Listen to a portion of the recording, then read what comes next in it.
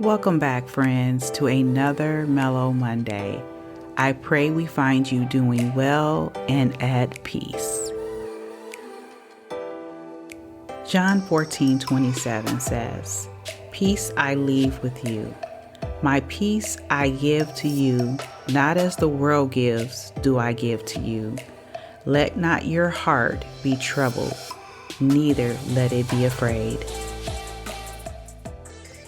Hey there, everybody. I am so happy to be back on here for another Mellow Monday. I'm excited for today. I'm going to tell you, I could not wait to get on here. Last Sunday, I tossed and turned, and all I could think about was a Mellow Monday episode and how people have to face new adventures and new journeys and new obstacles in what we call life, and it's not easy. What does matter is the people that you surround yourself with.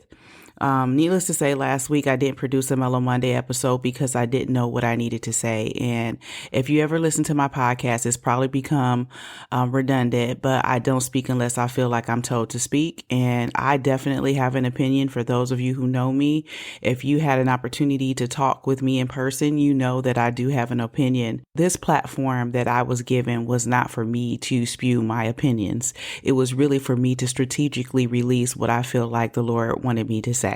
Right now, I'm coming to you from my creative lounge. It used to have a bed in it and all the trappings of a room, nightstand, dresser. It was, a television. It was a room that when we had guests, they would come in and they would sleep here.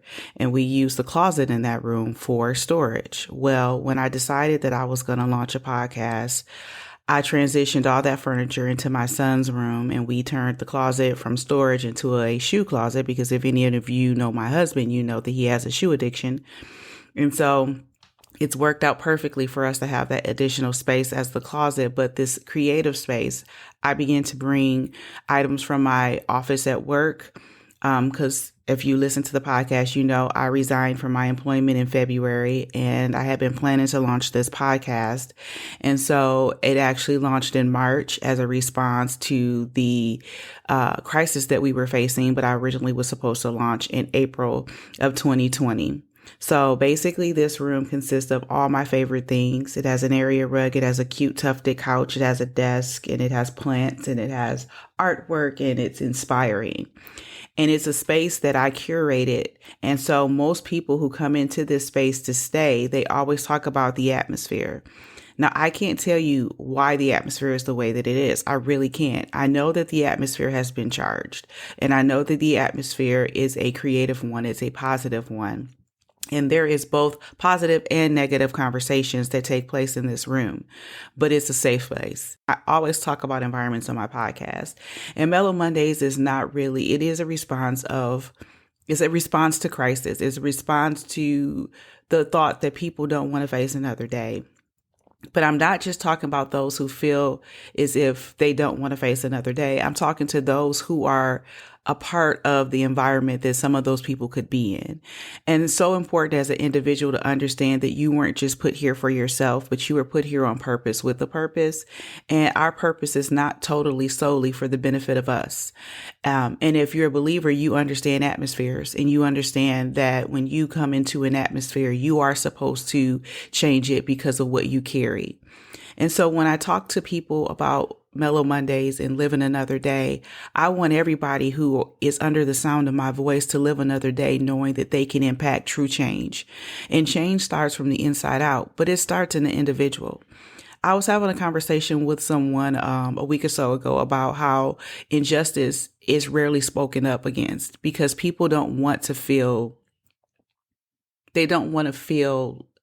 like an outsider. They don't want to be the only one saying something. And so oftentimes we look and we see something not right and think about how many times we actually spoke up and spoke out against it.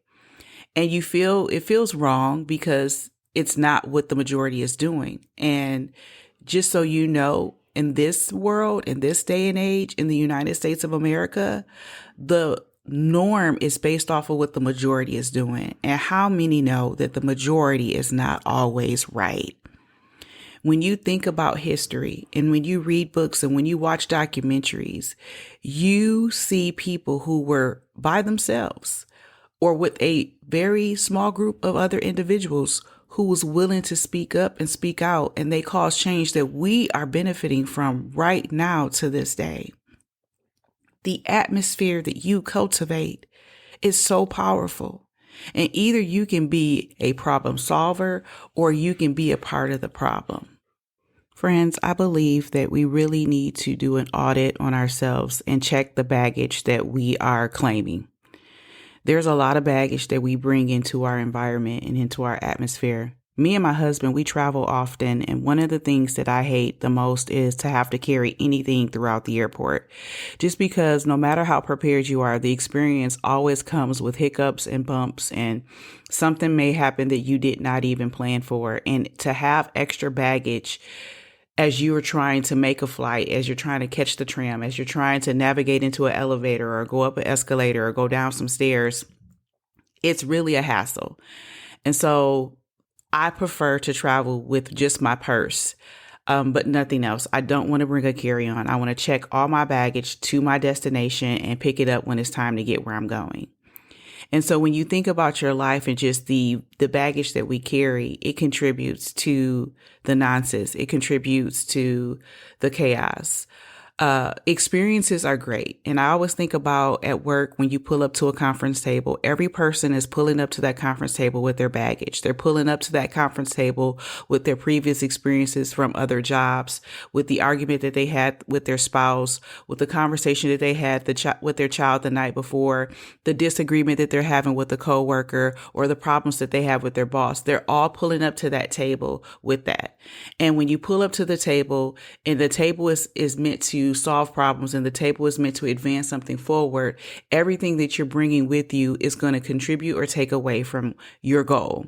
And so when you think about how we deal with people, just even us as parents, those of you who are parents, or those of you who are aunts or aunties, or those of you who are people who look up to you, or you're in charge of people, you're in some type of leadership field or form in someone else's life, what we bring in that environment affects it. And so we have to check our baggage. We have to check what we're bringing. And some of that stuff doesn't even apply to us anymore. Some of that we can't even fit anymore, and we're still holding on to it, and we need to release it and let it go. And so this episode today is not just for that dear heart that is feeling weighted down from the world, but it's for those people who may think everything is okay. They may feel like their life is in the right place and they're navigating in the areas that they're supposed to be in. But we still need to make sure that what we're doing will benefit those in the room with us. And so I say, do a self-check, of course, do an audit, of course, check out what you're bringing along with you that you don't even need anymore, and understand how it impacts your environment. Friends, I want to leave you with this quote from Ezra Taft Benson. Some of the greatest battles will be fought within the silent chambers of your own soul. So when they say do soul searching, when we talk about unpacking and doing an audit, it's those things that are located in the chambers of who we are, which your soul is made up of your mind, your will, and your emotions. We have to really see what are the contents in there. Do we need to clear that room out and create a new space? I suggest today that you find a way to center yourself and to get to a place where you can be conscious of your feelings and your emotions and not beat yourself up about it. To not make yourself feel as if you're wrong for having the emotions and the feelings that you have. You just have to know how to better process them. We are supposed to process them. And then just like our body does, it keeps what's needed and it expels what's not needed. And that's what we need to do in life. Friends, I wish you well in life, and I want to leave you with this scripture, Isaiah 43:18-19. It says, "Forget the former things," meaning do not dwell on the past. "See, I am doing a new thing. Now it springs up. Do you not perceive it? I am making a way in the wilderness and streams in the wasteland." Enjoy life, enjoy the new growth that you will be experiencing, and continue to listen to the Hypocrites and Hypochondriacs podcast. Until next time, be blessed.